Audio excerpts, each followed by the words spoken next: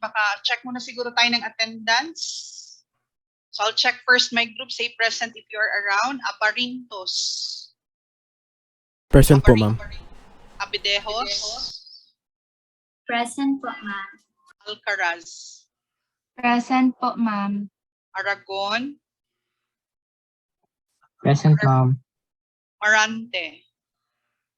Present, ma'am. Bacalya. Present, ma'am. Pagundol. Present po, ma'am. Balonon. Balonon. Not around. Bansuan. Present, ma'am. Benito. Present po. Brazil. Present, ma'am. Kadungog. Kadungog. Katangi. Present po, ma'am. Chuim. Chuim. Not answering si Chuim. Still. Present, ma'am. Fontillas. Present, ma'am. Inomla. Present po, ma'am. Libuon. Present, ma'am. Lim. Lim. At around Kunanan. Kunanan. Wala. So again, Balonon.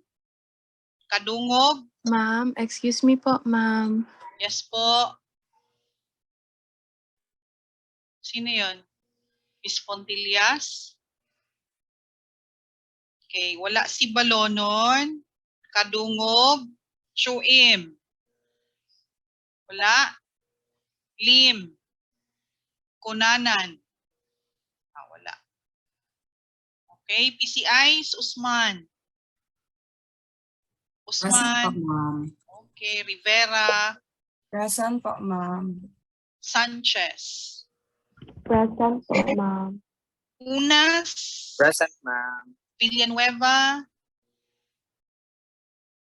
Not around si Villanueva. Villacorte. Present po, Villanueva, ma'am. Okay. Present po, ma'am. Okay. Sige po. Let's have Mampalada. Ay, ma'am. Chuy, ma'am. Wala ko kaano kanina, ma'am. Okay. Noted. Okay, so we'll start with the PCI, Saliganga. Present po, ma'am. Okay, Arceo. Miss Arceo. Present po, ma'am. Miss Aronsado. Present po, ma'am. Okay, with the students, Gestosani. Present po, ma'am. Landero. Present, ma'am. Maradia, I heard hindi na talaga to siya mag-continue. Mataranas. Present po, ma'am. Narciso. Present po, ma'am. Olobalang. Present, ma'am. Odona. Present po, ma'am. Orogo. Present, ma'am. Palo. Miss Palo. Ma'am, nag-withdraw na po si Miss Palo. Ay, oo nga pala. Sorry. Pama. Present po, ma'am. Pancho.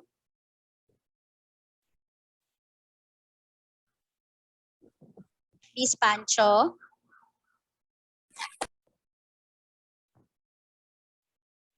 Okay, balikan ko na lang. Panoril. Present po, ma'am. Pedra Verde. Present po, ma'am. Raz. Present po, ma'am. Royo. Present po, ma'am. Salandanan. Present, ma'am. Sarcon. Present po. Surveillon. Surveillon. Surveillon. Wala pa? Tabay. Present po, ma'am. Tan. Present po, ma'am. Okay, so sino yung wala kanina? Pancho. Nandiyan na si Miss Pancho? Ay, okay. Sige. Sige. I'm finished na, ma'am. Okay, Mami Grino. Okay. So, my group, si Aisa. Angiles, Present, ma'am. Duyat, Present po, ma'am. Pumpitsa, Present po, ma'am. Gagne.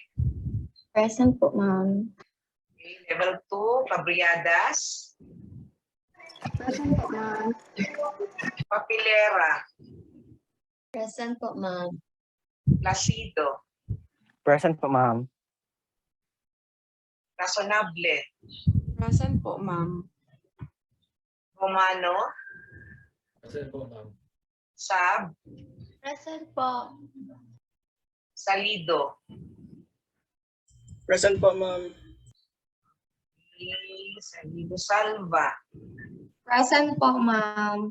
Chago, Present po. Subing-subing, Present po. Socaldito, Present po, ma'am. Sundungan, Present po, ma'am. Tabsing. Present. Kahinay sa tingin yung Tabsing. Takuyan, Present po, ma'am. Villarasa, Good morning, ma'am. Present po. Villodres, Present po, ma'am. Benluan, Present po, ma'am. Yap, Present po. and Paulino. Present po, ma'am. Thank you, Ma'am Char. Okay, I would like to check. Kayago, are you here? Yes, ma'am. Nandito na po. Okay. Sige. Paki-check ng ano to students natin, PCIs. I'm done checking my PCIs already. Please check all the students, kindly call. Kung sino man ang may list na.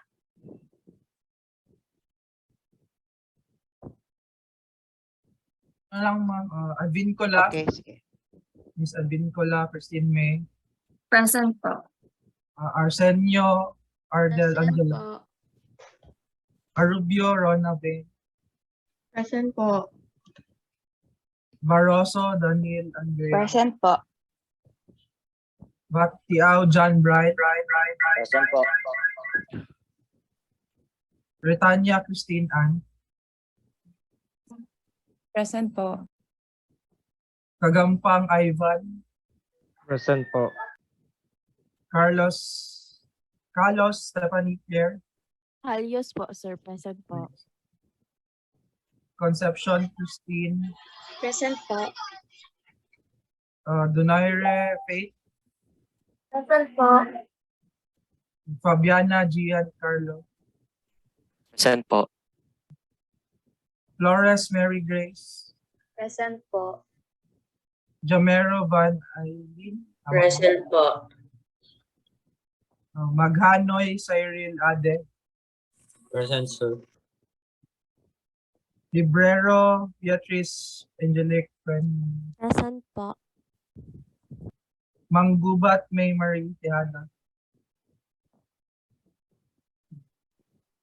Morsha, Jelly, po. okay po. And then Limes, Kyla Marie. Present po. Complete po, ma'am, 18. Wala na po yun si Ortega. Paulino. Paulino. Paulino. Sige na ang Ma'am kamutubag mo. Char, Oh. sa group 2 daw po siya. Group 2 na. So hindi siya Nalibog, no? Under so na from siya from group from two. Ma'am Lynn yan siya na group 2 na balik siya From Ma'am dito. Sukwano. Okay, sige. So hindi na ako mag-ano mo, dili siya mutubag. Okay. Okay, sige. Thanks. All right. So since we're done checking of the attendance, we will proceed directly to the skills lab proper. So this time we're going to discuss the requirements, okay, that is expected that you need to submit to us, no, at the end of the rotation. What are some of the activities you will be expecting?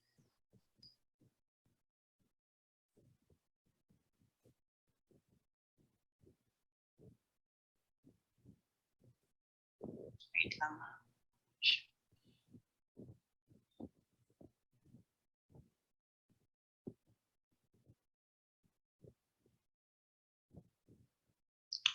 Okay, so welcome BSN2 Community Health Nursing rotation students. So again, we would like to welcome each one of you for our Community Health Nursing rotation. So for this rotation, we have the corresponding schedule. So today is September 8th. This is our first day of Skills Lab.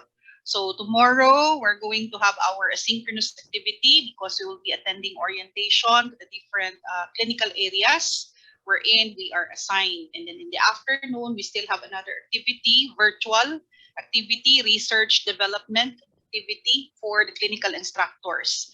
So we will just give instruction for tomorrow, no, kung anong gagawin. And then September 10, that will be our face-to-face. We will be in school. We will be giving you the corresponding room assignments kasi may mga room assignments po tayo for every section. So for every group, okay, you just wait for the announcement from your clinical instructors. Now, duty days, this will be starting next week, which is September 15. But then as we talked earlier, 15 will be your examination week ninyo kasi yan eh. So 15, 16, 17, okay? Then 22, 23, these are the duty days. Okay? So duty days natin po yan. Pero most likely, if they will not allow us to go on duty and then you come back to school for the examination, then definitely, second week, so morning will be virtual, okay, classes. And then in the afternoon, you will have your examination. So Saturday, definitely, that will be whole day, virtual. Because in community health nursing, the health centers are only open from Mondays to Friday. Okay, we don't have any clinic during Saturday. So yan yung medyo masaklap kapag the THFS tayo. Meanwhile, kung MTW, so open po ang health centers natin mula Monday hanggang Wednesday.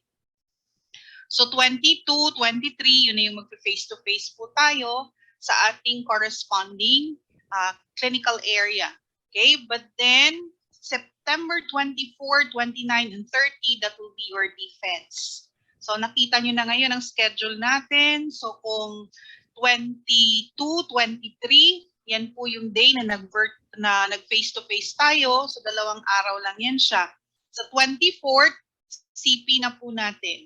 Okay, defense na. So 2 araw lang for our face-to-face with the client in the community. Okay, so I hope this is clear to everyone. This is our schedule. So if there would be any changes regarding whether it will be done virtually or it will be done, okay, in the clinical area, we're just going to wait for further announcement from the coordinator. So what is the course objective of this rotation?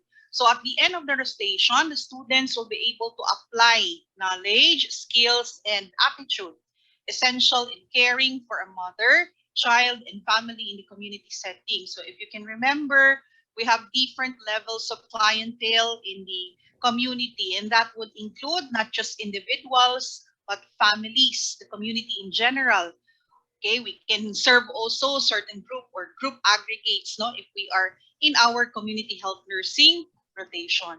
Now, for this particular rotation, NCM 204, okay, your CHN1, what we are going to look in the clinical area will be a family with a pregnant mother. Okay, so our focus is a family with a pregnant mother.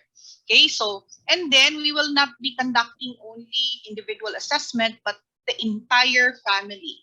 So the family will serve as our main client, no, for this particular rotation. So here you're going to definitely apply all of the knowledge that you have learned in the classroom.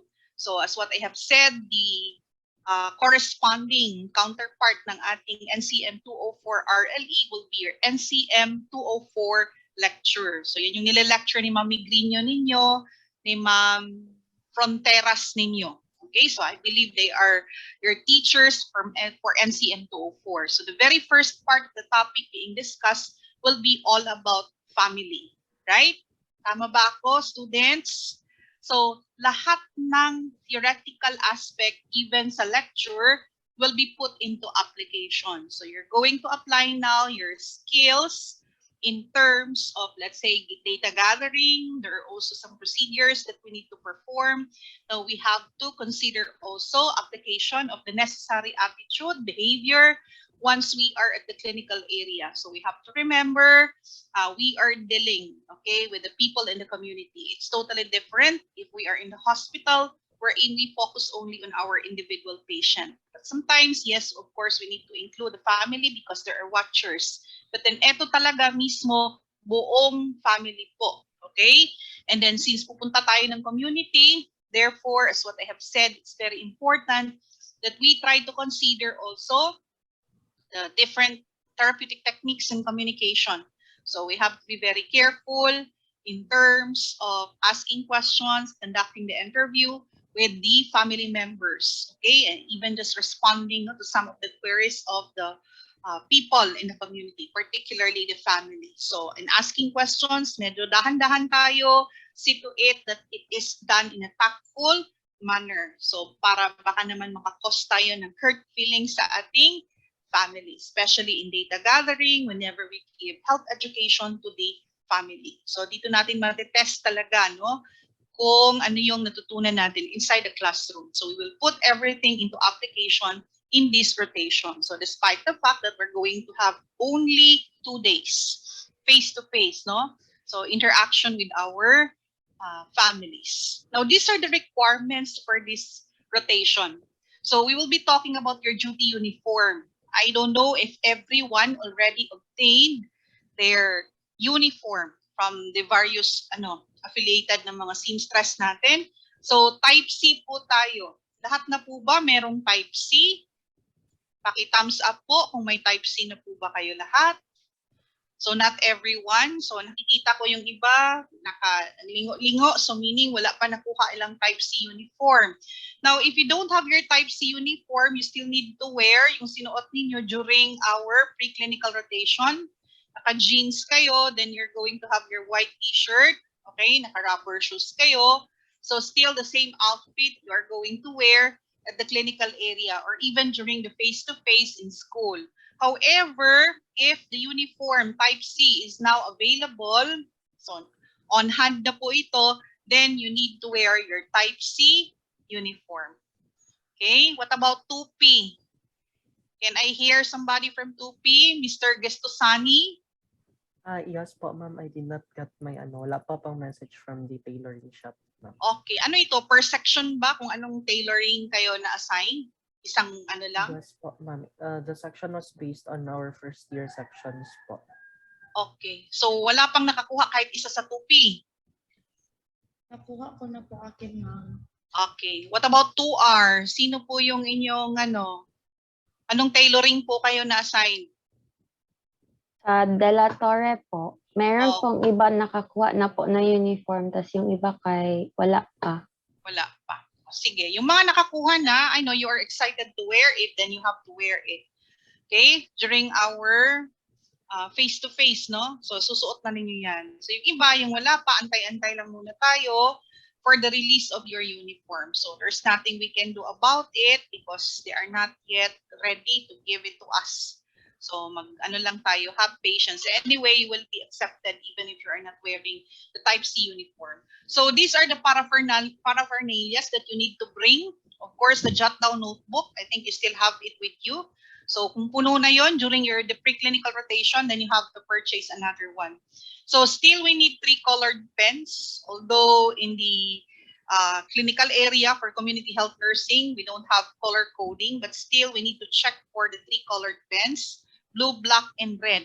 Of course, needed po natin ang ating sphygmomanometer. Okay? Stethoscope, because as mentioned kanina ng isang PCI, very common in the clinical area will be people who would like to know about their blood pressure. So you need to bring your sphygmomanometer, your stethoscope, digital thermometer. So especially if there would be activity in the health center, so we're going to take the vital signs of the mother. Kasi Thursday man tayo, Thursday, Friday, Saturday. Activity for Thursday would be prenatal check-up. So included po doon, kunin natin ang blood pressure, kunin natin ang kanilang body temperature, the weight of the patient, so things like that, no? Therefore, we will be needing this equipment. Next is your band-aid scissors, your nail cutter. Di ba sabi sa inyo, you're going to attach your nail cutter to your band-aid scissor. So I hope by now, yung mga na-mention ko, prepared na po. During pre-clean, some of which are not yet available, but I hope this time it's already complete. Pen light, your disposable gloves, your tape measure. Now, etong pinaka-importante po talaga, long umbrella. Okay? Now, only black or blue. We don't have the umbrella, yung official from San Pedro College. So it's all right that you are going to purchase this long umbrella outside San Pedro College, no? Basta ang kulay lang po either black or blue. Okay? Yung mahaba na umbrella. Ngayon, ay need talaga natin ito. Sobrang mainit sa labas. We need to protect ourselves. At the same time, sabi ni Mr. Kasumo kanina, this can serve as our protection just in case there will be dogs, no? Who will be chasing us doon sa community. Meron din tayong panangga. Okay, madaming mga aso doon. So yun po yung purpose ng ating umbrella, not just for protection against sunlight, rain, but at the same time, protection against any harm that could be done by our stray dogs. Okay? Doon po sa community. So lahat po ba may payong na? Nakabili na po? Thumbs up daw. Wala pa yung nakapalit og payong. Miss Royo, may payong ka na. Ayan, nag-thumbs up si Miss Royo. So I hope by now, nag-purchase na kayo ng inyong mga long umbrella. Okay? Black or blue, wag yung very colorful na maraming mga prints. Just a plain long umbrella. Either black or blue lang po ang kulay natin. And you need disposable face mask. So kanina, na-mention ni Mong Fuentes, okay, whatever may happen, if the wearing of mask will be lifted, it will be voluntary, but definitely we need to wear our mask, okay? We need to protect ourselves. So as much as possible, yung makapal po na mask ang gamitin natin kasi hindi natin alam ang mga cases dyan sa community. All right? So baka meron sa kanila, they are already manifesting signs and symptoms, but they do not know that they have already the virus. So we need to protect ourselves. So bring extra mask na rin po. Siguro SOP na yan, no? Now, this CHN bag, this is optional, no?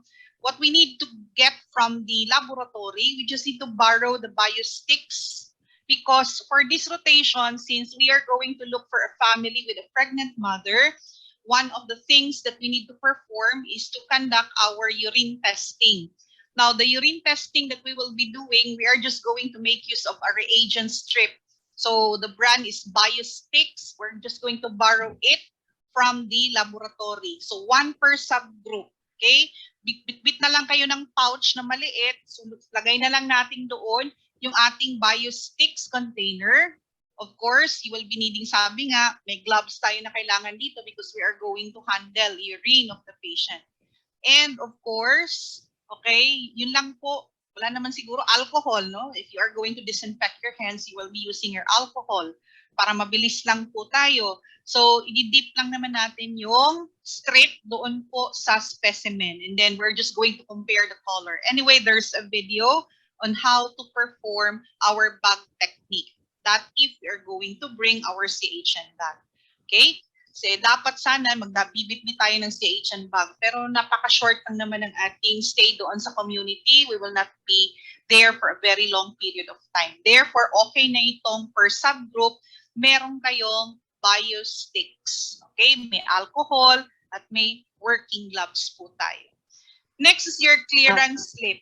Yes, Ma'am Jack, ma'am. singit ako. Yes, ma'am. With regards to the urine test, I would like to remind them, yung specimen bottle, magdala kayo. Okay, Yes. para paano sa kanila, baka kasi wala silang lalagyan doon na malinis para sa ating test. Correct, no? That's one thing that you need to purchase prior to our entry doon sa clinical area po. Kasi nga magbibigay tayo ng instructions sa mother for them to save their urine. Early in the morning, they have to clean first their genitals, and then wala pa silang breakfast, midstream catch, okay, we have to instruct them. Therefore, we need to provide, okay, specimen container. Mapalit lang man na siya sa mga drugstore. So, you can purchase. Pwede siguro dalawa, O, may extra kayo, just in case, madaming buntis doon, may standby tayo, hopefully, pero kasi noon, minsan, pag nagkaroon na kami ng parang nag-agree na kami ng isang buntis, ma'am, balikan ka na mo dali ma'am, ani ma'am, tagaan na mo sila specimen container. Now, the following day, hindi mo na makita si buntis. Nag-agree-agree lang, yun pala, the following day, hindi na siya magpakita. Ayaw na niya kaming i-entertain. So, may backup kaming isa. So, minsan dalawa, kung madami talagang buntis, okay. So, yung isa, standby lang yun, iti-test pa rin natin. Anyway, madali lang naman ang procedure. But we have to choose between the two, which one is more cooperative, more receptive, okay, to all of the health education, the teachings that we are going to give. Or sino rin yung masyadong nangangailangan, okay? So, minsan kung sino pa yung nangangailangan, sila pa ang matigas ang ulo, ayaw nila sa ating. I don't know why. Kung sino tong medyo arang-arang gamay, sila tong very accommodating. Okay, opposite ang mga responses no ng family sa community. That's why you need to prepare yourself. Baka ma-frustrate kayo. Ay, ngita na po taglaing buntis. Kaya di na makitaan si buntis. Or tulog-tulugan ang drama. Kahit magnaka doon sa kanilang door, nandun lang sila sa loob, but they will not respond to you anymore. Okay? So yun. Thank you for that, Ma'am Shari. Nakalimutan ko si specimen container. So bili na kayo niyan. Next, requirements. Okay, these one are the requirements no, that you have to comply for this rotation. So kanina yung paraphernalia, those are the things that you need to bring. Now, for the requirements, you will be submitting your ARAS notebook. So ang ARAS, ARS man din siya dapat, no? Kaya lang, lain po tayo, ARS. So, ARAS ang tawag natin. But actually, the entry no, of all the information that you will be written for your ARAS notebook would be, kaya ARS siya because you're going to write there your aims, A for aims, A for activities. What are your activities for the day? Then letter R, this will be your reflection, and letter S for sharing. Okay? So we will discuss, okay, thoroughly what will be the content of this ARAS. Okay? Basta yun po yung meaning ng ARAS po. Aims, activities, reflection, and then you will have your sharing. Okay? Then another requirement would be your family case study. So ito yung banata natin doon, gathering of information so that we can come up with our family case study. Ngaron, dili na ta mag-case scenario. Okay? Tinuod na ni siya. So sa preclinical rotation, it's a little bit difficult because we have limited data given, no? Because that is just a created scenario. But this time, reality na po talaga ito. We will have the family. We're going to gather information directly from the family members. One reading for this rotation. So most likely the reading that will be given to you will be all about the different communicable diseases or child preventable diseases. So very common, yung mga measles, ganyan. So yun po yung ibibigay namin na reading so that it will be related as well to our rotation. And quizzes will be given. So, you know, we are very generous with quizzes, especially with the numbers of our PCIs. So from time to time, there will be quizzes given. Okay, so it's going to be announced or unannounced. You just need to prepare yourself every day because there will be quizzes. And of course, you've experienced this one, shifting examination. So before the rotation ends, last day po ng CP in the afternoon, we're going to have our shifting exam. So 50 items lang po ito. Now, the coverage will be all about the rotation. So yan po ang binibigay natin. So yan po ang mga requirements for this particular rotation. Now, for the grading system, our bases are the following. Of course, we need to have your ARAS notebook. I-run through ko lang pala. ARAS, reading, quizzes, shifting, examination, family case study, and then you have your clinical experience performance evaluation sheet. So we're going to show to you what is the content of this clinical experience performance evaluation sheet. So I think ito yung meron tayo nito sa Funda Lab, di ba, Ma'am Shari? Or may difference ba? The same lang gamitin natin, no? Because mag face-to-face naman. So we will show to you so that you can check naman how are you going to be evaluated. Yes, Ma'am Sha? Yeah, same lang yan gamitin natin yung sa sa Funda. Okay. Sige. Given The actual patient naman tayo. Oo.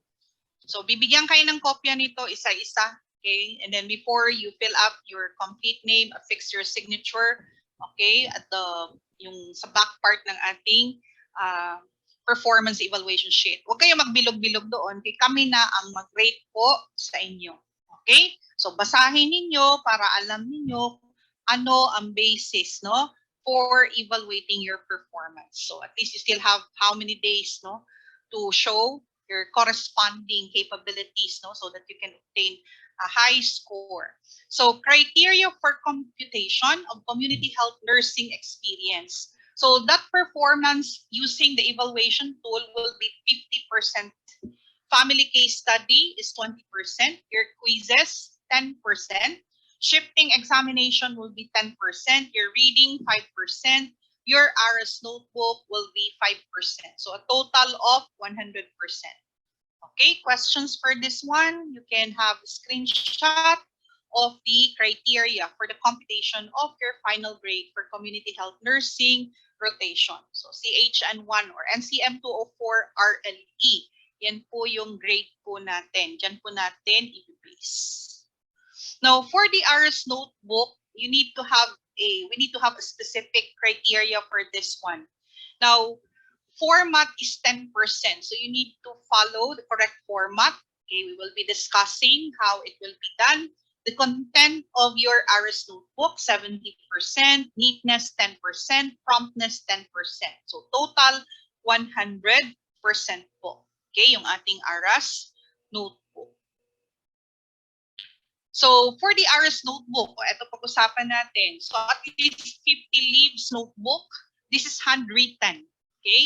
So our format are as follows. Ang first page, do not write anything that will serve as your cover page. Second page will be your title page. O, lagay nyo lang doon, ARAS. Okay? Impartial fulfillment of the requirements on NCM 204 RLE. Okay? So, yan lang ilagay ninyo doon. So, CHN, rotation. Then, after that one, you have to write submitted to. Okay? Then, you also have to write the names of your corresponding PCI submitted by Panoril Judy. Okay? PSN 2P, anong group ka po? Group or subgroup 1 ba? Anong naka-indicate na group sa iyo? So that will be for our title page. Now, the third page will be for the criteria. Ito ang isusulat ninyo. Okay? Give us this space because dito kami maglalagay ng inyong mga rating po. That is for the third page. Now, the fourth page would be your personal profile. Okay? Pwede kayo maglagay ng picture ninyo. Huwag naman yung mura po sa Bisaya pa, pinakakusga na picture katong sa studio pag yun during your debut. Huwag na, sayang na yun masyado. So, pwede naman kayo mag-print lang ng picture ninyo. Okay, you have to place it at the upper right-hand corner. And then, you start with parang slam book ba? Okay? So, what is your name? Okay, your birth date, your age. Okay? So, kayo po ang gagawa ng inyong personal profile. I think the PCIs too will be requiring the students to submit a personal profile so they can give instructions for uniformity. So the same requirements that they will be asking from you will also be the format, no? Pwede rin natin i-suggest na gano'n na lang ang magiging format ng inyong personal profile. Okay, students, questions so far? Handwritten po ang ating ARAS notebook. Okay? So, yan po. Then, after that one, succeeding pages na po tayo. So, you need to write a general objectives of the experience. So, this is done weekly. Okay?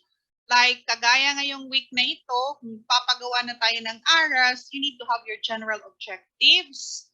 And then, specific objectives of the experience daily. So, day 1, ano ang mga specific objectives ninyo for the day? Okay? So, remember the difference between the two when we say general objectives. Okay, napaka-broad po ng statement na ito. But then, if it is specific objectives, therefore, we need to follow, okay, the corresponding criteria that it should be specific, measurable, attainable, realistic, and time-bounded po ang ating specific objectives. So, you will be given, okay, ahead of time, no, an idea what will be the activity for the day so that you can also relate, okay, the specific objectives that you are going to write. Kuha po. And then this will be followed by your daily plan of activities. So daily plan of activities, you are going to present it in a tabular manner, table, kagaya nito. You're just going to indicate, okay, on the first column, the time. O, halimbawa, ito 7 to 7:15. What's the activity? So checking of the attendance, paraphernalia, and completeness of uniform. So let's say, for example, this activity from 7 to 7:15. 7:15, let's say, for example, 7:30, nag-exercise tayo. Okay, Zumba exercises. Next na naman. So ano na naman ang activity po? So mula 7:30, okay, hanggang let's say for example 7:40, okay? So unsa ba na siya? That's the time that we transported to the clinical area, or we go for let's say we ride the public utility vehicle on our way to the clinical area. Then sunod-sunod na yan siya hanggang mag-end po ang ating day. So ibig sabihin, we will start at 7, we're going to end up at exactly 3 p.m. So ano yung mga activities? Isusulat po natin lahat doon. So in between, of course, you need to write break time. Kunyari, mga 9, break time ba yan? Lunch break, tapos na-presume na naman ng 1, anong gagawin na naman for 1? So write of all of those activities. Okay? So, yan po ang ginagawa natin. Next, after, okay, tapos na tayo sa aims, diba? If you can remember, for the aims, weekly, general objective. Daily, specific objectives. Activities, you know already how to write it. Okay, you have the time and the corresponding activity that will be in tabular manner. So nasa R na po tayo. So for R, that will be your reflection. So what are you going to do? You're going to evaluate, no, the previously set specific objectives for the day. Okay? So i-evaluate po natin yun if na-achieve po ba or hindi yung ating na-set na mga objectives sa araw na yun. Let's say, for example, if you have written right there, to conduct urine testing. O, let's say, to conduct accurate urine testing to the pregnant client. Kunya, wala dito ang buntis. So, you're going to evaluate, no, those previously set objectives. So, you have to write it down under letter R. So, evaluate the objectives and you have to write down your reflection. Okay, so what are your insights, no, pertaining to the experience that you had, okay, for that particular day. Okay, so anong masasabi mo? Like for example, it's our first time to go to the community, then you have to write down your reflection as well. So, yun po, reflection of the experiences of the day has to be written along with the evaluation. So dito, medyo mahaba-haba ng konti because you will be talking about your realization for the day. Okay? So, reflection, insights, on ano pang mga personal experience ninyo that might be related, okay, to what you have right now and what have you learned out of this activity. Okay? How you feel about the activity. So, things like that, no? So, mga personal insights po ninyo sa buong araw na yan. Isusulat po natin under reflection. R po yan. So, after ng R, S na tayo, di ba? So, sa S, there are times we're in, okay, pag marami tayo masyadong oras, we are going to do sharing of the aras. Okay, halimbawa, si Miss Caldito is going to share, okay, her aras, no, for that particular day. So, mag-share si Miss Caldito, babasahin niya, okay, ano yung mga objectives niya, ano yung naging activity, and then babasahin, i-evaluate niya, and then maglalagay din siya ng kanyang reflection. So, the rest of the members who are listening, so you have to write down, no, kung ano yung mga insights na napulot mo rin doon sa sharing ni Miss Caldito. That is for the sharing portion. Yun sana yung ino-note mo doon. Okay? So, usually, yun sa may mga common statement, I realized how lucky am I compared to the people in the community wherein they are deprived with. Okay, mga ganyan-ganyan yung usually yung mga statement ng mga student. They value now the kind of life that was provided by them by their parents. How lucky you are living in a, let's say, concrete building with all the amenities or whatsoever. only to find out if you are in the community with yan yung mga usual mga statement ng mga student, no? Yun yung mga realization nila initially. Okay? So, yan po. So, maglalagay kayo doon pag nag-share na si Miss Socaldito. Ano naman yung napulot ninyo doon sa sharing ni Miss Socaldito? Then, we're going to call another one na naman. O, halimbawa, ang mag-share si Miss Arubio na naman. Okay, for the second day, Miss Arubio will be sharing, okay, her aras. So, makinig na naman yung iba. And then, you're going to write also what you have learned from the sharing of Miss Arubio. Okay, under S. Klaro, students? Hoy, klaro ba? Yan po yung sa aras natin. Wala na po bang tanong? Randy, Ernest? None so far po, ma'am. None so far. All right. Gandahan ninyo ang mga reflection ninyo. Okay? Para maganda din ang mga grades ninyo. But then there's no right or wrong reflection, ha? So hindi kami magsabi, ay mali man ito, Miss Villaraza, ang reflection mo. It should be like, no, that is your personal experience, okay? Personal insight. So wala talaga pong mali doon sa reflection. Okay? So, pero kung wala po dito yung nasulat, I learned a lot today, period. Okay? Yung iba din, masyadong honest din sila kung anong naramdaman nila. Okay? Masyado daw mainit doon sa community, mga ganun-ganung mga bagay ang kanilang So, depende na po no, sa content ng inyong reflection. Now, let's proceed to the family case study. So, ang FCS po. So, how are you going to be graded for the family case study? So, for the written FCS, this is going to be the criteria. Kasi may written, meron ding oral. Yung oral, yung checklist na yun siya. Oral presentation that is done individually. So, 50-50 kasi ito. Written FCS, 50% po ang kukunin natin dito. Group grade po ito. So, for every group, you are going to be divided into 3 subgroups. So, usually, mga 6 siguro kayo in 1 subgroup. So, kunyari 20, okay, i-divide kayo into 3 subgroups. So, you were going to compose all the content of this as a group. You will be working on this. So, for the content, it will be 80%. Mamaya, may breakdown po ano ang content ng ating family case study. Promptness is 5%. So, napakadaling i-earn ng 5% po. You submit your work on time.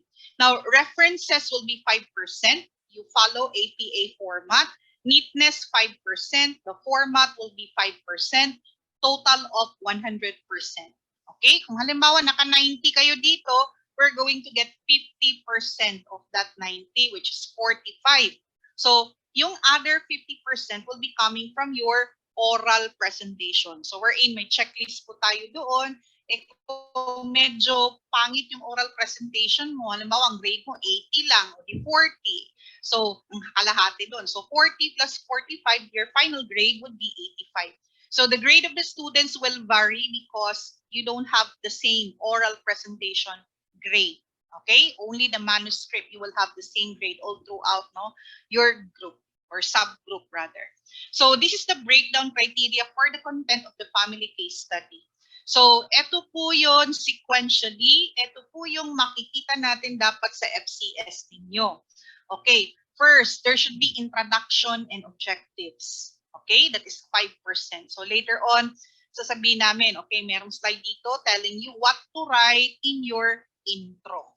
Obviously, sa objectives, may general objectives kayo and you need to have specific objectives as well. Okay, klaro po ba? So, introduction, general objectives, and then you have your specific objectives. Okay, and then this will be followed by your initial database. Do you have this one already, your IDB? So, nag-provide na po ba ang teachers ninyo nito? So, yung initial database, yun yung 5 categories of data that you are going to gather, okay, from the family. So, don't you worry, magbibigay rin kami ng guide sa inyo. Yun yung Family Assessment Guide. We call it FAG. Para pag interview ninyo, mabilis na lang po tayo. You just need to fill it up. Okay? So, first doon is, let's say for example, ang sa inyong initial database, okay? So like for example, the data that you are going to gather will be all about home environment, okay, and cultural characteristics. So meron na po doong mga guide, okay, na questions, not necessarily questions, but then these are specific information, no, na naka-table na po, yun po yung itatanong natin from the family, okay? So, pero kung ako, mas gusto ko yung nasundan ko itong initial database so that I will not miss anything. Okay? So, mag-start man yan siya sa family structure, characteristics, and dynamics. So, you have to write there the members. So, who are their names, their age, their sex, mga ganyan po. Okay? Or gender. Okay? Yun po yung mga sequence po natin. So, ang IDB, if it is complete, that will be 20%. Now, next would be family developmental task. I know you are familiar with this one. Tapos na kayo nag-lecture nito, yung kay Evelyn Duval. Now, you need to determine what is the age of the eldest child, and that will be your basis for determining, okay, what is the developmental stage of the family. Beginning family ba sila? Okay, bagong kasal? Okay, buntis yung babae or ano ba? May toddler ba? May preschooler ba? So, you have this one in your lecture. Tama po ba? The presentation of the family developmental task, ibibigay ko later on, no? So, what will be the format? How will you come up with your write-ups for your family developmental task? And of course, your genogram. Tapos na tayo nito sa ating preclinical rotation. I think you had enough already of this genogram. So, nagbigay na ng input sa inyo, ang CI ninyo, PCIs ninyo, on how you are going to improve it. Right?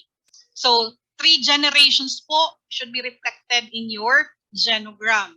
So, this time you have real patience, therefore, there's no reason for you to say na, ma'am, wala man gud mi kay balo sa maternal side, paternal lang man ni ma'am, wala. Ngayon, kompletohin na po ninyo ang inyong genogram. So remember, if we have illustrations like this, it will always be followed with a narrative discussion below. So it's not enough that you have the illustration, you have the legends. Without any write-ups below, kulang po yun. So there should be explanation behind that illustration that you are going to make. So next is your eco map. Marunong na ba kayo nito, students? So may sample din po tayo dito. Now, this one, you need to identify, no? Okay, the relationship of the entire family with the social environment. Okay, we need to determine what are those different existing, let's say, networks, whether it's formal, informal, that is existing within the community. Now, how is the relationship of the family among these existing, let's say, for example, facilities, no? So formal networks, okay, health services, okay, there is the presence of the nearest healthcare facility, particularly health center, okay? So what is the relationship? Okay, do they usually visit the health center whenever they would have problems? Or the surprise ang family ay na the health center, diya, wala, ni kabalo, okay? Or talagang wala. So makikita nyo din doon. So may illustration din ako dito on how you are going to come up with your eco map. And then this one requires also narrative discussion. So it's not enough that you have the drawing, mga bilog-bilog, mga lines and all, but you need to discuss it. Okay? So para malaman natin anong ibig sabihin ng inyong mga illustration. Next is your family coping index. All right? Here we're going to rate the coping of the family. We need to determine if there is a coping deficit. There are 9 areas. Okay? You're going to give an admission rating, and then you have also your discharge rating. Okay, so dalawa ang ibibigay ninyo na rating nito. So admission and then discharge rating. So medyo difficult kasi nagkita lang kayo ngayon, the following day, evaluate nyo na. Parang we don't have that enough time, no, talaga, no, if that is the case. Kasi bigyan natin ng kaunting panahon, magbibigay pa kasi tayo ng health education. So maybe after 2, 3 home visits, then we can have already our evaluation. But with the limited number of our exposure at the clinical area, parang mahirap, no? Depende, tingnan natin kung ano kaya mangyayari. But then we need to do this family coping index. And then the prioritization of the problems. Ideally, Now, every group or subgroup, once you have already your family, you need to identify 10 health problems. Okay? 10 health problems sa isang family. But then, depende na lang siguro sa CI. I don't know. We can be flexible because per subgroup, you need to formulate lang naman 3 FNCPs. Now, kung limited jud kayo ang kuan, baka pwedeng 5 problem na lang ang i-identify nila and then they have to prioritize it. So, let's see. But then, the required number of problems that you have to identify will be 10. 10 po talaga yan. And then, we have our corresponding criteria kasi may scoring po ito. Okay? Hindi po lahat ng problem a-address natin agad-agad, no? Now, we have to prioritize according to the score. So, dito marireveal ano ang number 1, number 2, and so on and so forth. So, supposedly, out of 5, the first top 5 no, on the prioritization will be given. We will be formulating an FNCP. But in your case, 3 lang daw po na FNCP ang gagawin ng bawat subgroup. So, mas kukonte na lang yung inyong ipo-formulate. So, mangyayari nito by pair na naman kayo. 1 FNCP, there will be 2 students, okay, coming from the same subgroup. Nakuha? So, eto, siguro, I don't know kung tapos na kayo nitong scoring nito. Sige lang, we'll just try to go over, try to review kung tapos na. Kung hindi pa, makinig lang din. Kasi nga, na-understand namin, hindi kakayanin talaga ng lecture teachers ninyo to cover all of this. Masyadong mahaba. And next will be your family nursing care plan, which is 25% of your grade. Medyo malaki, no? So, 25% po ito ng grade niyo sa family case study. Okay? Hindi naman ganun kahirap ang family nursing care plan compared to your individual NCPs. This does not require rationale anymore. However, you need to be very specific with the interventions that you are going to write. And you need to make use of your critical thinking for you to decide, okay, what is the health problem, what is the family nursing problem of the family. Then, of course, you have your health teachings. That will be 10%. So there is a separate entry for all of the health teachings that you have rendered to the family concerning the various problems that was identified. So, kunyari, may nakita kayong problem about home and environment, we have nutrition, ganyan. So, what are your specific health teachings? And then, you have to write also what's the implication of this family case study to research, so to nursing practice, and then to nursing education. So, what's the implication of your family case study in those areas? Okay? So, medyo mahaba-haba na, no, compared doon sa pre-clean ninyo, wherein you wrote only your physical assessment. So, eto, mahaba na talaga siya, no? Totoong family case study na po ito, mas lalo pang hahaba pagdating ninyo sa inyong individual patients once you are already in the hospital setting. Okay, mild pa ni gamay, ganun siya na requirements. And kayang-kaya ninyo ito. So, total po niyan is 100%. So, this is how you're going to come up with the format of your family case study. Cover page, okay, you will be needing to have your title page. Okay? So, ano na namang isusulat sa taas? Hindi na physical assessment. Family case study in partial fulfillment of the requirements on NCM 204 RLE, Community Health Nursing Rotation, and then pangalan ng CI, pangalan po ng inyong PCI, pangalan ninyo, and then date of submission. So this time, long bond paper na po ito. Okay, so siguro may mga corresponding reminders below. Then after the cover page, you need to write your table of contents, and then you're going to write your introduction. All right. So ito, must be 1.5 page, should give an overview of the following. What is the rotation that you have right now? So it's community health nursing. Okay, so what is community health nursing then? So kinakailangan, these are the content that you should be including in your intro. You talk about, you introduce what is the rotation you are currently in. Okay, so what is the case of your patient? No, it's not patient but the family. So why family? Ano bang corresponding, okay, role ng family sa community, right? So what is a family? So yan, i-discuss. So what is CHN? So siguro you have to define it according to the different authors. According to Freeman, CHN is blah, blah, blah, blah, blah, like that. So in community health nursing, we serve, okay, different clients. So one of which is a family. A family is ganito, ano ang definition ng family. Now, what is in that family that you have, no, that actually gets your attention? Let's say, for example, so i-introduce mo na ngayon, ano yung meron dun sa family na yon. So let's say, for example, what if meron silang family member, okay, who is pregnant, and let's say, for example, a teenager, okay, so high risk siya, no, na pagbubuntis. Okay, so teenage pregnancy. Now, you can incorporate statistics regarding teenage pregnancy. Okay, so locally, nationally, and then globally. Okay, nakuha po ninyo? So, yun po yung ilalagay po natin doon sa ating introduction. Ma'am Sha, meron ka bang add-on, Ma'am Sha, for intro? Yung implications dito ba sa ano or sa last na? Yes, ang implication sa last na yun siya, Yes. ma'am. Sa last siya, hindi siya dito nilagay sa Hindi ano. siya nilagay Okay. dito. Okay, sige. Okay. So, ang implication separate po. So, most likely, this will be your introduction. Okay? So, yan po yung content ng intro po natin. And then, of course, you have goals and objectives to be written. So, as what I have said, you have to follow the SMART criteria, no?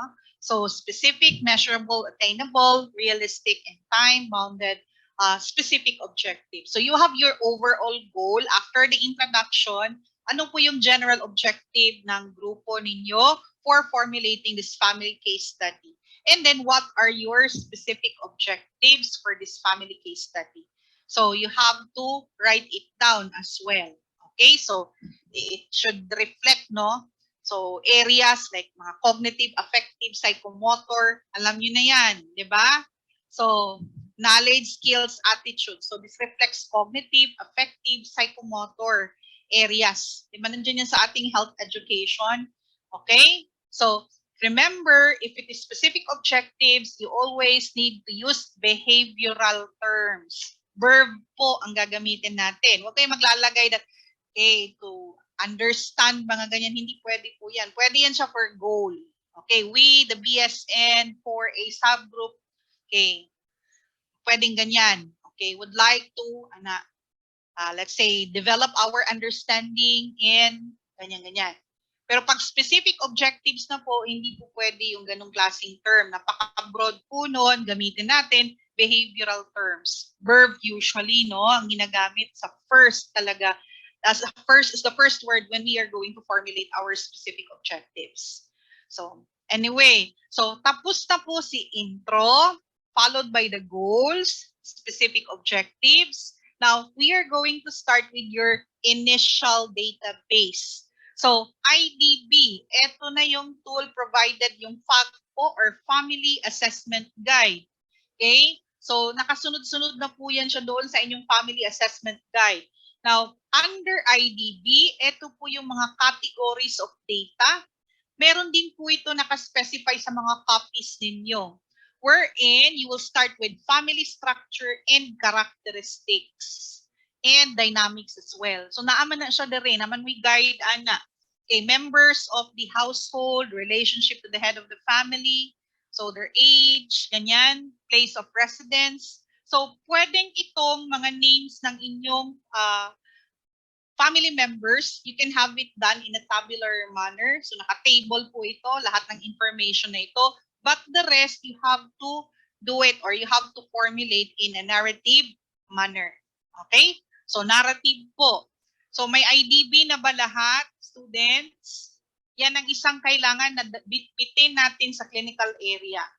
So kung wala pa, don't you worry kasi magbibigay po kami. So yan po ang mga question natin, the place of residence of each member, type of family structure, ganyan, who is the dominant family member in decision making, and then general family relationship, okay? dynamics of the family. So sometimes you need not to ask, okay? Kung nandun tayo, makikita naman talaga natin how they treat each other. But then if it requires for us to be asked, no, kay wala man, ang plano manggod karon is as much as possible, initially, doon lang tayo sa clinic mag-conduct ng interview with the pregnant mother. So Thursday, that will be a perfect day na mag-conduct tayo, makakuha tayo ng client natin because that is prenatal day. Buntis man natong kailangan. Pag adto ni buntis sa clinic, then atuan na dayon siyang hangyoon.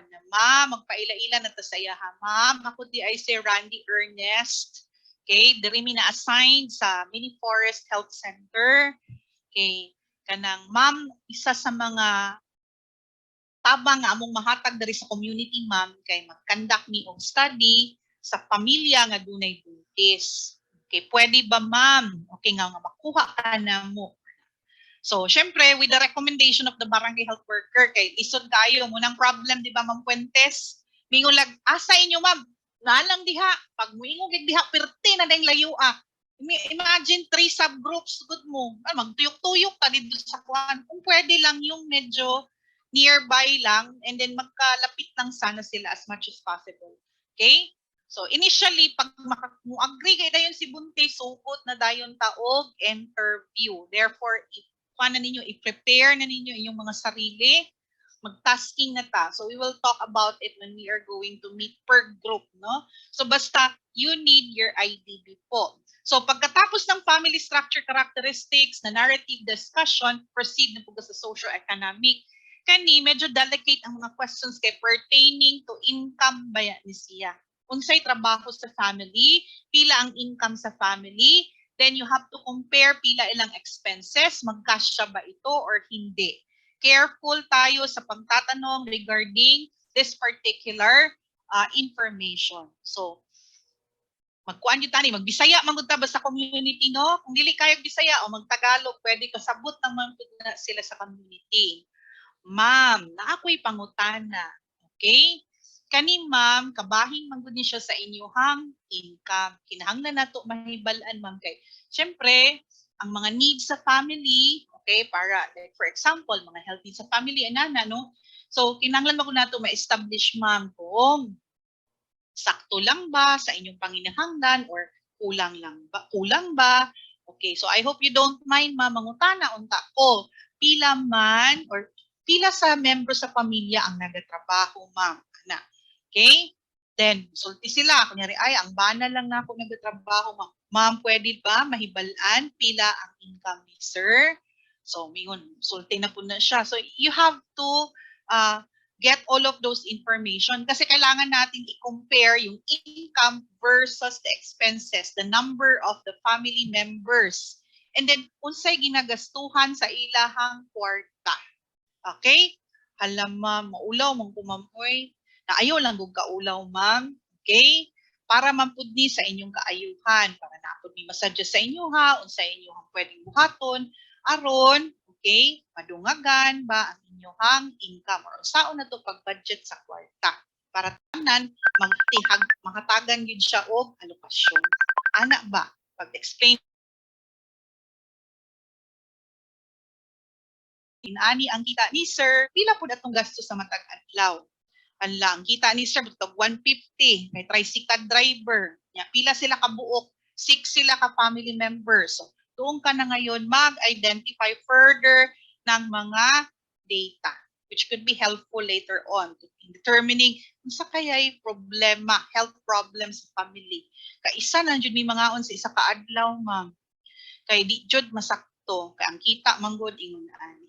So mga ana, no? Next to socio-economic, may mga cultural characteristics. So may mga question dito, educational attainment of each member, ethnic background, unsa man ginailang origin, unsa man na sila. So things like that. Significant others nila. So relationship of the family to a larger community. So I think na-discuss ito sa inyo sa, although mabilisan lang, pero meron naman kayong guide nito.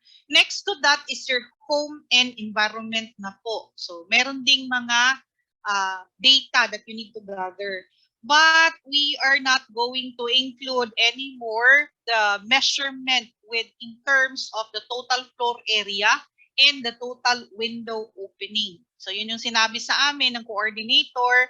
Kasi di ba mag-measure-measure pa magudmuan na sa sulod sa balay para ma-determine if there is adequacy in terms of the space with the number of the family members and adequacy of ventilation.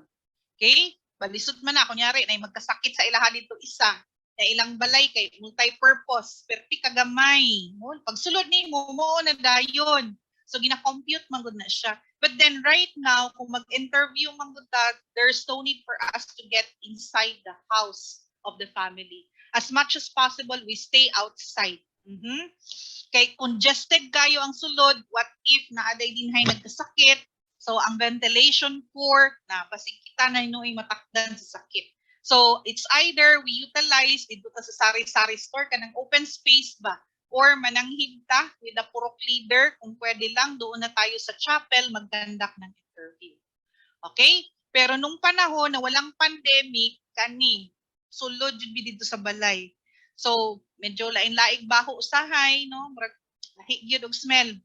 Pero antuson yun na namo, sulod ka, pati ang CI, kaya because you need to observe man, okay? Home and environment. Magbe-measure, dili po di magpakita nga di-measure gid namo siya. But then we just make estimation. So using our umbrella, okay, muna So sa grupo, nanaday nag-measure dito, walang kaibalo ang family. Una na ang ginabuhat nato. So here, you're going to check adequacy of the space, pero wala na tayo niyan. Sleeping arrangement, mga breeding sites, if there would be breeding sites of some mosquitoes, vectors, lahat. So accident hazard, food storage, water supply, toilet facility, tandiha na nimo mahibalaan, no? Kung na sa giunsa nila paglabay ilang basura, ilang drainage system, naaba, wala pa, isang klaseng neighborhood na sila. So some of this does not really require asking questions, but by merely looking at the situation, observing it, you can already describe it in your narrative. Klaro? So kana siya ang third po. So narrative ka din dyan.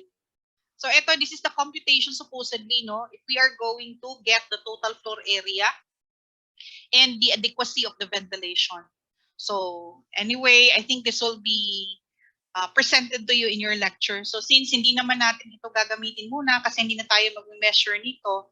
So kuan lang manunta ni siya, total floor area, we just need to get the length and width, okay, of the total floor area. Tapos multiply natin. May formula ba dito? This one is for the ventilation only. So we need to check for the total window opening, multiply it by 100, then we're going to divide it with the total floor area. So length and width, multiply lang natin in meters, that is the total floor area. Then you can already obtain the corresponding percentage, no, in terms of the ventilation. So 20% satisfactory, 18 to 19% fair, 17 below poor. So yan, I think ituturo ito sa lecture din. Merong mga exercises nito.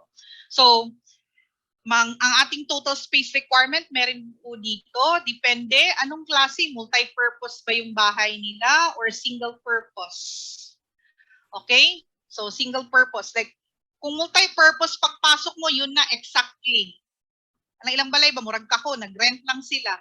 That's the living room. Walay mga partition, whatever they. That's the dining, that's the living, that is the area for sleeping, lahat. Yun na po, multi-purpose. Yung iba naman naka-separate, may dining, ganyan, may living room, okay? So, yan siya, single-purpose room po yan.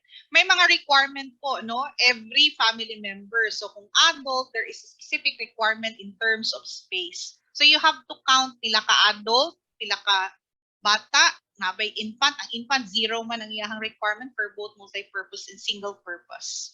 So you are going to compare now ang total floor area with the total space requirement. So halimbawa, ang total floor area is 10 square meters. This consists of adult.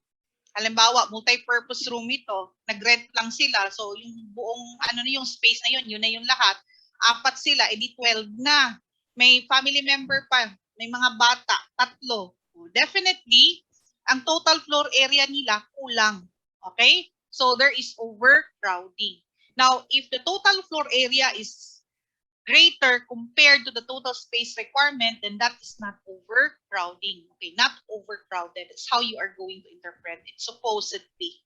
Kaya kailangan natin makuha yung total floor area muna. We have to compute for that and compute for the total space requirement and compare it for us to determine if there is inadequacy of living space. Kasi isa yan siya sa mga health threat na problem if you are going to check your typology of nursing problem. So yan po. Pero again, this time, we will not be doing or measuring anymore. This, para less na yung possibility na makakuha tayo ng kung anumang sakit, okay, mga virus, bacteria inside sa bahay. So sa labas na tayo, hindi na tayo muna magme-measure nito. So this data, forgo na muna ito.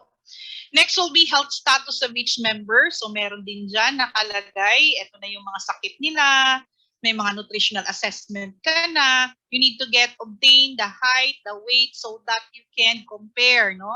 On the BMI standards. Baka may family member na underweight, overweight, obese, tapos may sakit pala, hypertensive ba, diabetic ba?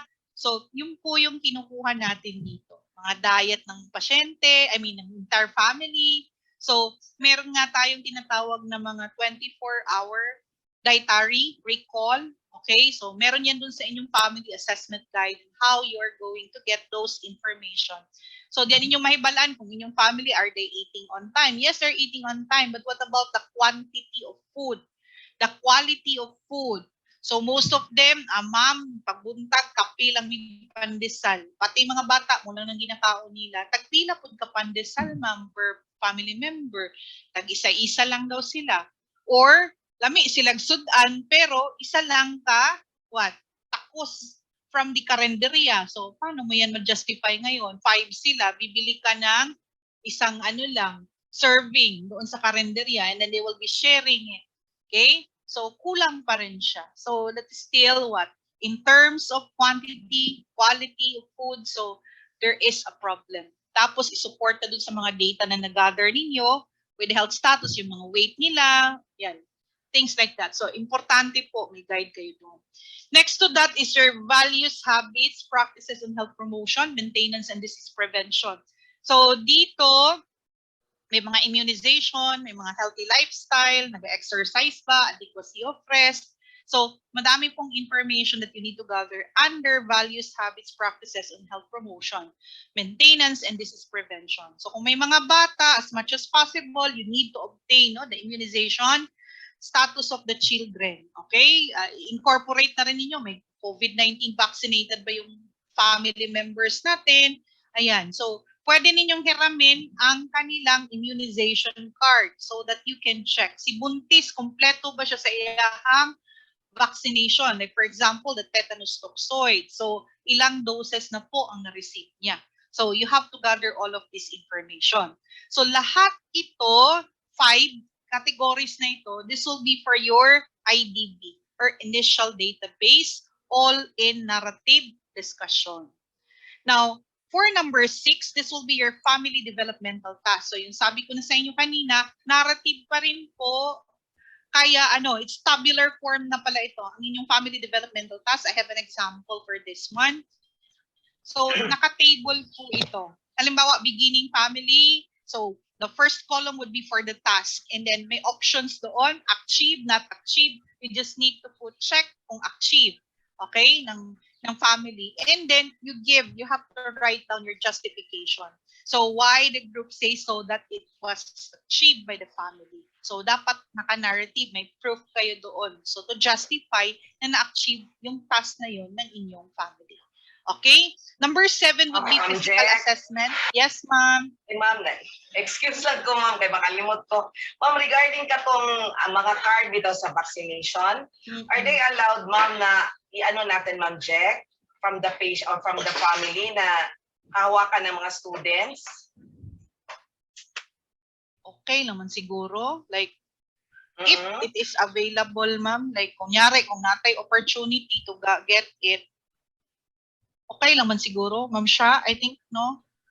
Para sa ko okay lang kay anyway at least makita gid nila usay. Kay usay man good the family does not know how to interpret usay naa dito Gahulat na Okay. sila agad na sila presyo, dates di ay kung sa mga na dito. Okay ra na kolektahon nila and then Oh, balik iuli na po lang, ma'am. dayon. Ah. Oo. Iuli lang gyud dayon. Liliun lang Usually, nato siguro. Picturean Parang lang pagdawat, nato. Ano ba? Oo, so ana. Liliwan lang gyud nato, pinakalit lang gyud. Pinakalit lang. Kanang tanawon niyo sa Okay. mga dates dito. Kanang Oh. siguro dilisod po naman picture, Ma'am Jack, kay Kuan. Kay ano ka siya for ano tawag na confidentiality ba? Kuan lang ko siya mananghid lagi ta na ato lang kopyahon siguro tong data dito while ongoing ang interview sa uban, the other members will do quickly yung pag-copy ng mga info Okay. para mas paspas.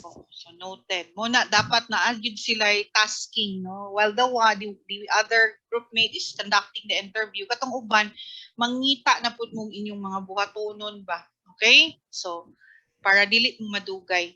So that's it, no, for our saan ako? So sa family developmental task, okay, may example ako nito later and how you will go about it. Depende kung anong stage po ng ating family development. So may guide kayo nito, yung kay Evelyn Duval. So the physical assessment for the pregnant mother is actually optional. Katong cephalocaudal yun na assessment. So usually, ang ginasulat na lang man nato ani is kanang iyang obstetrical history, di ba, Ma'am Shari? Humana ba ni sila maternal and child? Somehow? Wala pa? Usay concept ninyo? Karon pa no, sa bala. What's your concept sa first na sa 207 ninyo? 27. What's your, are you GND or maternity? Maternal po, ma'am. Okay. So 2P is maternal. How about R? Same din po, ma'am. Okay. Maternal. So okay na. So wala tayong problema dito, no? So halimbawa kung doon tayo sa sa health center, we are the one who assisted the prenatal of the mother, then we can have the the obstetrical data of the patient. Katong mga GPA, TEPAL, we get the LMP of the mother, we have to compute for the expected date of confinement, we have to also compute for the AOG, mga anak. Hello, mga fundik height, mura gid sa nagid atong mga hibalaan dito, no, kay prenatal lang man yun. Dili na ta atong gikan ulo hangtod sa tiil sa pasyente.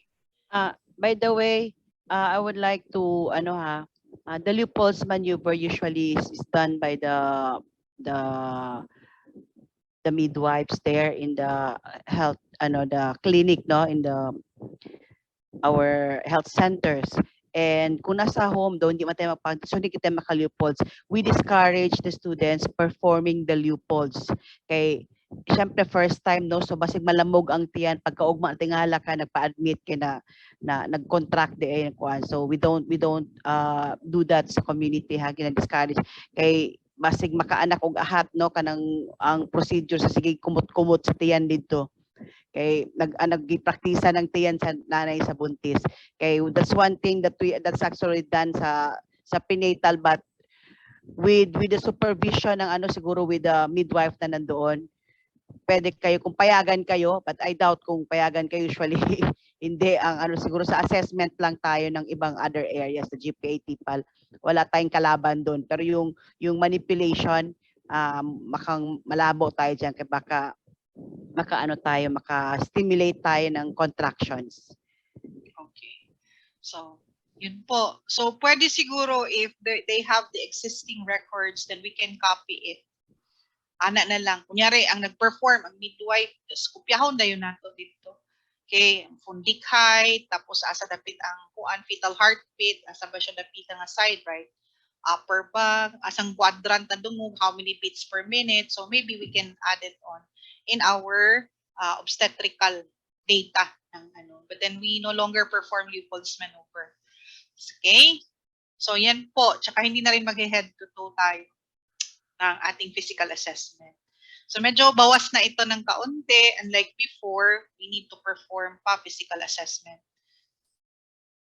All right, then of course, this will be followed by your genogram. So marunong naman kayo mag-genogram. Again, na-mention ko na kanina sa inyo, ang genogram, after the illustration, meron din tayong narrative discussion. Please be very careful with the legends that you are going to use. So 3 generations po ang mag-reflect dito, maternal, and then we have the paternal side. And then, followed by your eco map. So, kani siya, kato na po din siyang drawing, gihapon niya siya. So, family at the center, and then what are the various facilities that are available. So, anyway, may illustration din doon. And then below that, you are also going to have your narrative discussion. Then after this one, you need to present the family coping index, the 9 areas. So, mag-start ka na, physical independence. May rating kasi ito eh. So anyway, we're going to discuss family coping index and how you will go about with your write-ups for the family coping index. Then, next to family coping index is the prioritization of problem. Okay? Diba, 10 problem ang inyong i-prioritize. Ito yung may scoring. Okay? So, first criteria, you need to identify what is the nature of the problem. Health deficit ba? Health threat ba? Is it foreseeable crisis ba? Stress points ba? Ganyan. Wellness state po ba ito? So, may corresponding